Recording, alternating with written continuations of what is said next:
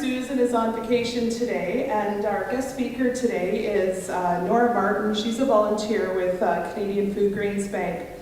A little bit about her. Nora Martin is a retired teacher. She has been a member of Knox Presbyterian in Woodstock since 1997, when her and her husband Steve moved to Woodstock, and she has been an elder there since 2018. In 1990, she went to Bangladesh with her husband Steve McGuinness for a 3-year volunteer term with Mennonite Central Committee. After retiring many years later, the two of them went to Malawi in 2019 with the Presbyterian Church, intending to stay there for a year. Sadly, their time was cut short by COVID, and they were brought back to Canada in March 2020. They continue to volunteer with various capacities in Woodstock. In November of 2023, Nora had the privilege of being accepted as part of a food security learning tour, a group of people connected with the Canadian Food Grains Bank, and they went to Malawi to listen, look, and learn about the work of Canadian Food Grains Bank in various projects there. As a result of this trip, Nora feels called to share stories that she heard and was part of in Malawi concerning the work of Canadian Food Grains Bank and its partner organizations there. She feels very honored to be part of us here and joining us this morning. And we will have a time of questions for Nora. After the service, we're having a coffee time, so we invite everyone to come down and you can pepper Nora with your questions. She looks forward to answering them then. And now for our land acknowledgement. As we join in worship, we acknowledge this sacred land upon which we gather. For thousands of years, Indigenous people have walked on this land. Their relationship with the land is at the center of their lives and spirituality. Acknowledgement alone is not enough. We need relations. May it be so. We light the Christ candle this morning to remind us that Jesus is in our presence today and always.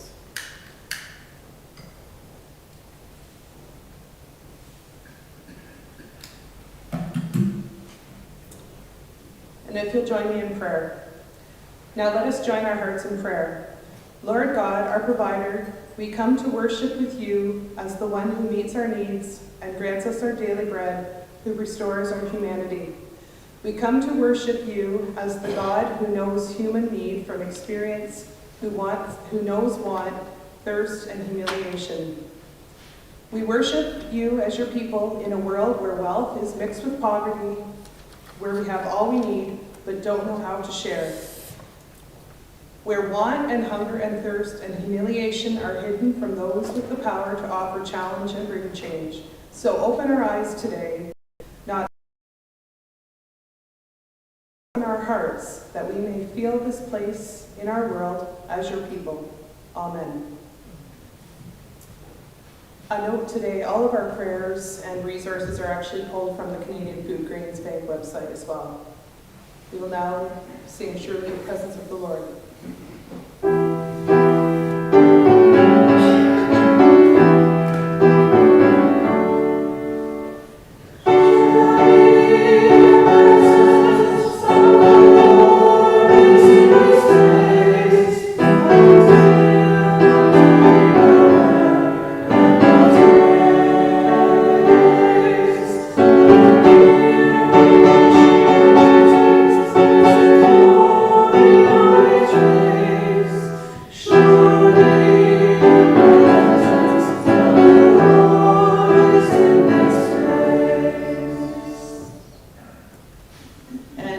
Please stand now, and we will continue to sing All Things Bright and Beautiful before our children's time that Laura will lead us through.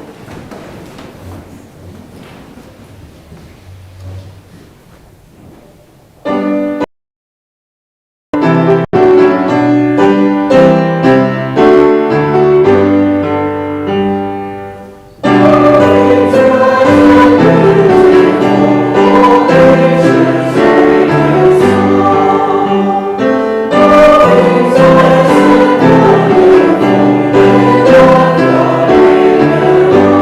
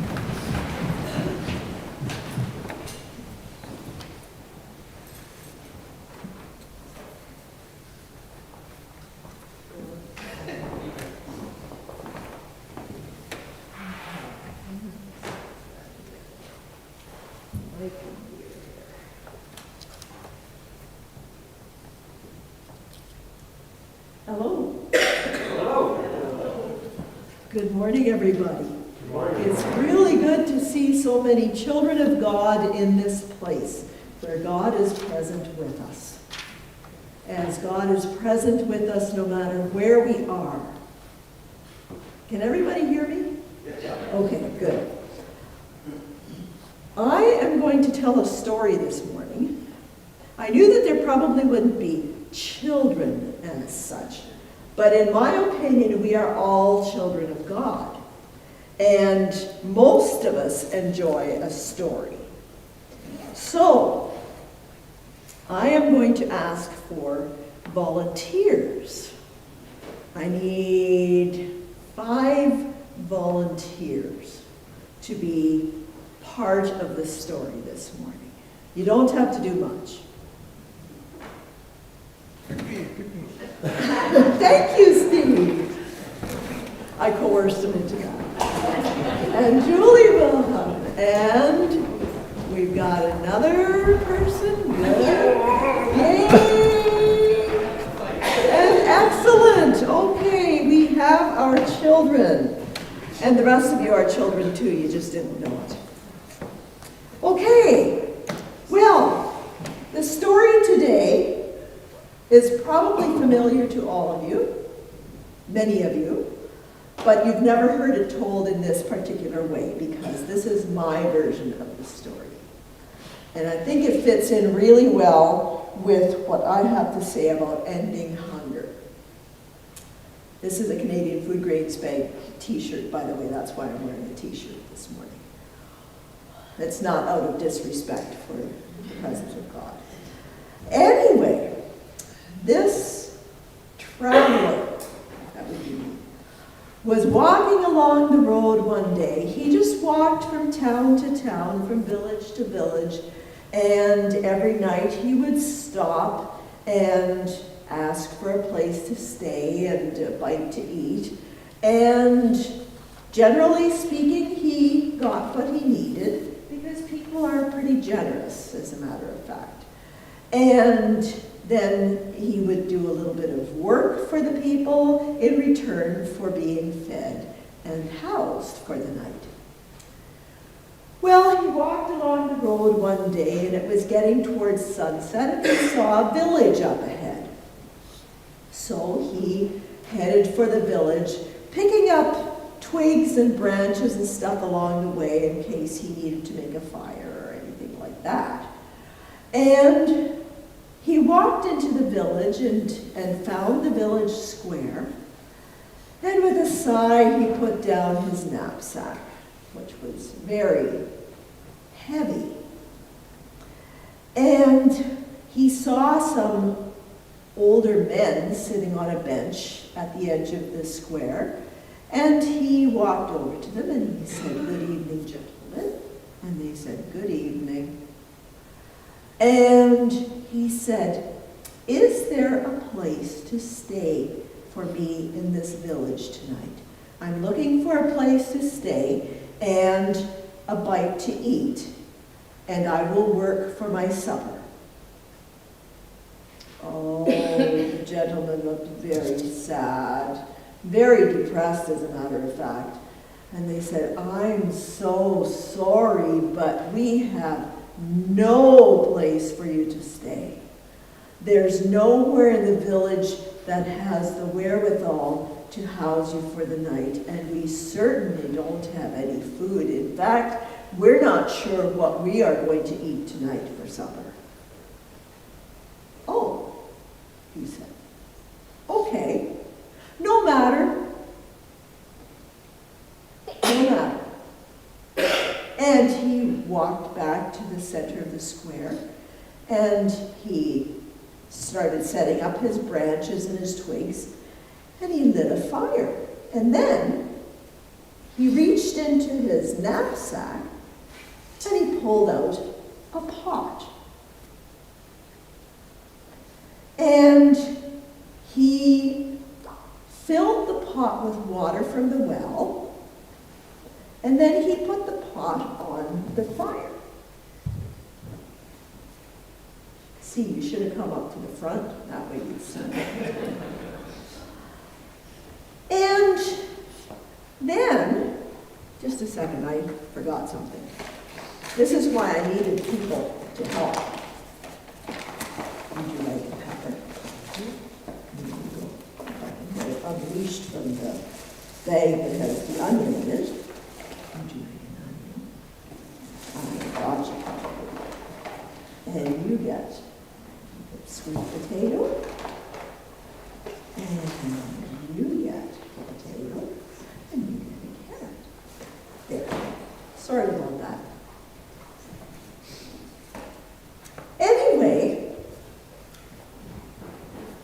and then when he had the pot almost on the boil, he looked in his knapsack again, and he got out this.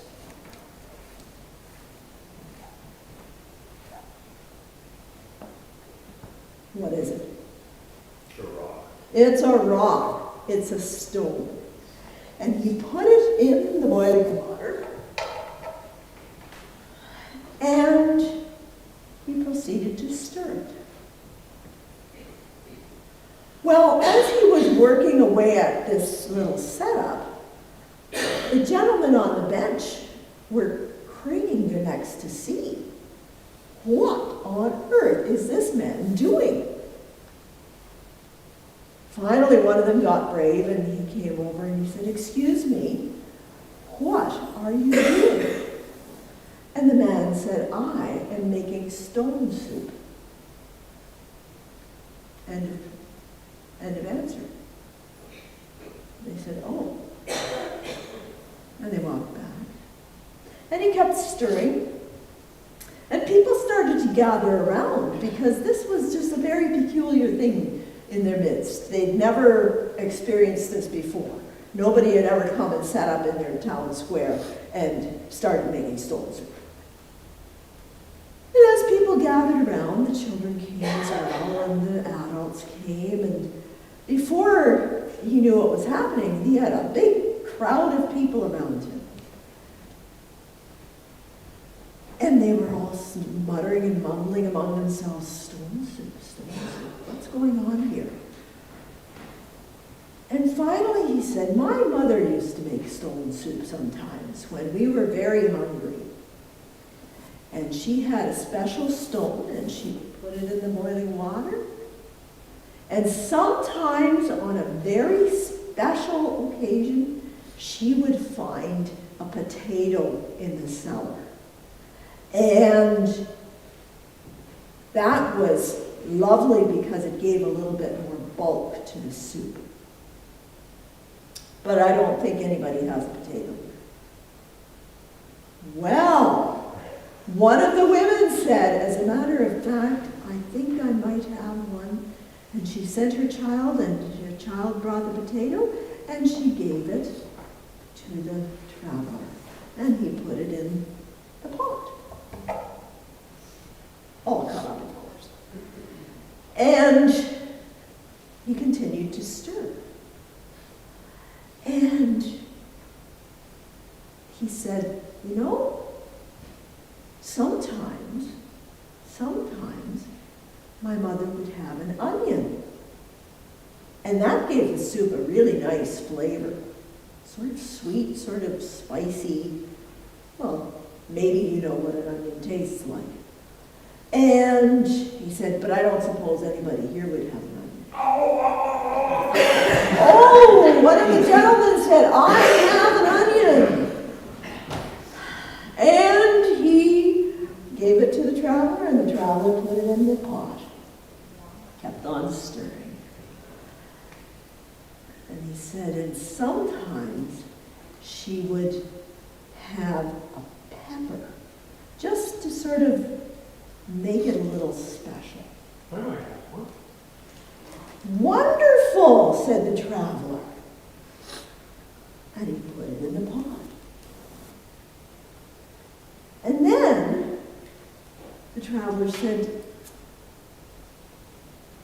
just to add a bit of color, she sometimes put a carrot in as well.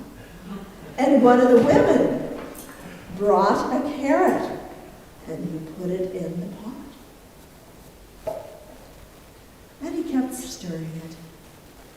finally he said, I remember one time when she actually had a sweet potato, and that was really special because it gave it a little bit of sweetness as well. There's a bad spot on it. There's a bad spot on it, we'll cut it off. No problem at all. And he cut it off, and he put the rest of the potato into the pot. And he kept stirring it and stirring it. People were just agog. And he made and them. Finally, he said, the soup is done. Everybody can bring their bowls and spoons, and we can have soup. And, you know, there was enough soup for everybody. And the people in the village were so amazed. My goodness, they were crawling over each other trying to get him to stay at their place. Because this man was a miracle worker. How did that happen?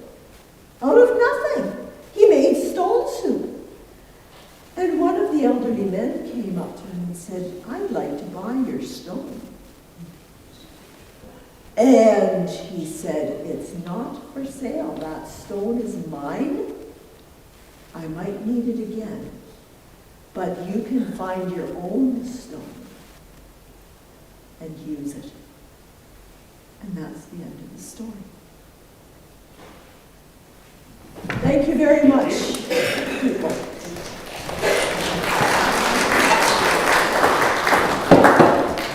Okay, that was that. And now I can mute myself. There. Am I still on? There.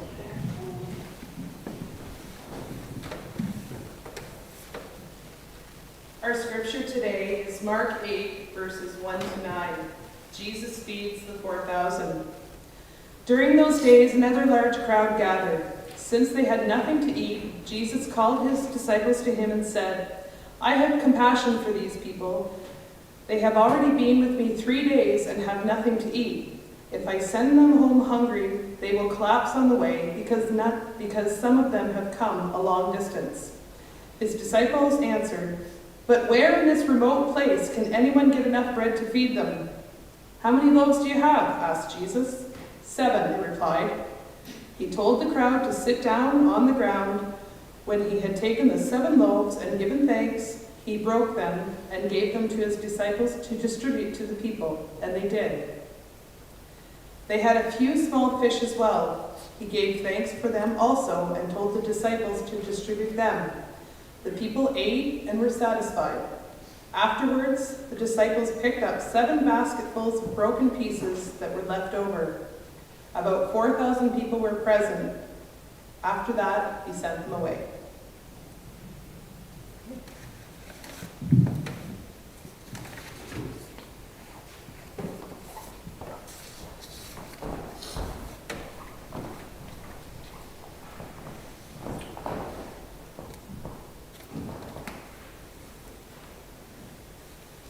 For this part, I need my notes.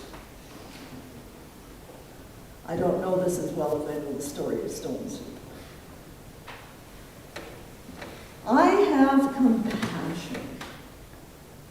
That's what Jesus said. Most of us who pay any attention to the news at all have a keen sense that Jesus' words in Matthew, the poor you will always have with you, are painfully true.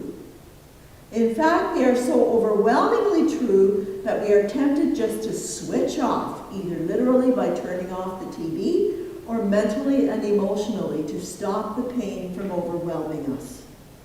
There are poor people in our midst. They wander the streets of our towns, show up in our soup kitchens, and even in Woodstock at our church, come into our churches to beg from the congregation. There are also poor people in other countries. We see their pictures on our screens and in in our newspapers and read about the unimaginable disasters, both human-instigated and natural, that create and increase poverty and hunger in many countries. But just because we always have the poor with us, that is no excuse for not doing what we can to help alleviate suffering wherever we see it. Just before the feeding of the 4,000 in the book of Mark, as Julie read, Jesus said, "I have compassion for these people. They have already been with me 3 days and have nothing to eat." The disciples, looking at this huge crowd, were overwhelmed and suggested that the people be sent to the nearby villages to buy food. But Jesus only asked them what food they had. When they told him they had 7 loaves and some fish, he took the bread and fish, and after he prayed, the disciples distributed the food for all to eat their fill. And there were 7 baskets of scraps left over. Jesus took what they had, which was obviously pitifully inadequate to the situation, and multiplied it till it was more than enough. I imagine that for the disciples, the crowd of 4,000 men, women, and children must have seemed as unimaginably too many to feed as the number of hungry people in our world does to us. Over 700 million is the number I read on the Canadian Food Grains Bank website. Yet when Jesus asked them what they had, they produced it and obeyed when he said to distribute it to the people. Like 4,000 for the disciples, the numbers for us are so huge we can't even grasp the scale of suffering they represent. So we need to address ourselves to individual situations and even individual people in order to wrap our heads around the problem. That is what I and the group I was with did when we went to Malawi last November to learn about food security. And if I could have the map, please. Yes, there it is. In green is the country of Malawi. It's sort of in the southeast part of Africa. We had read the statistics beforehand. 70% of the population lives below the national poverty line, as compared to 10% for Canada. That means a high degree of food insecurity for a lot of people. Many people going to bed hungry, not just peckish as we are when mealtime approaches, but true long-term hunger. As I say, numbers on a page. But when we visited the farms and met the farmers and heard their stories, it became real. These are real people struggling with a changing climate and skyrocketing inflation, struggling to eke out a living from the land they have. The Canadian Food Grains is one organization, and I know of it, which is set up to help alleviate the problem of hunger around the world. It was started back in the 1980s by a group of Mennonite farmers and has grown from there to an organization comprised of 15 member organizations involving nearly 30 Christian denominations across Canada, and that includes the United Church of Canada. The main way it raises money is through local growing projects, groups of farmers and other interested people who grow crops to sell and send the money to CFGB for use around the world. The growing project groups also use other methods and activities to raise money, and I know you as a congregation.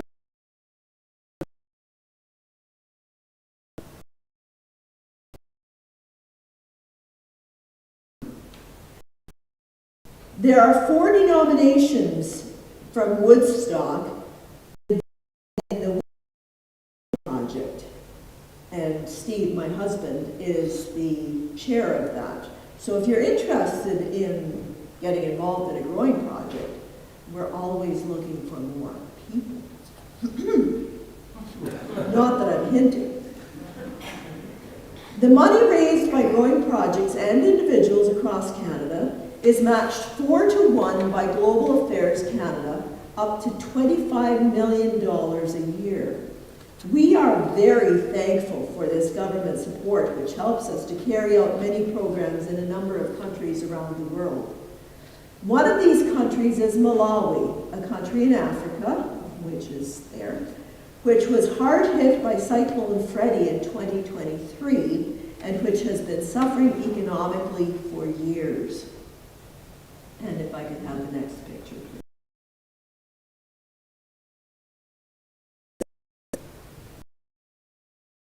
please. By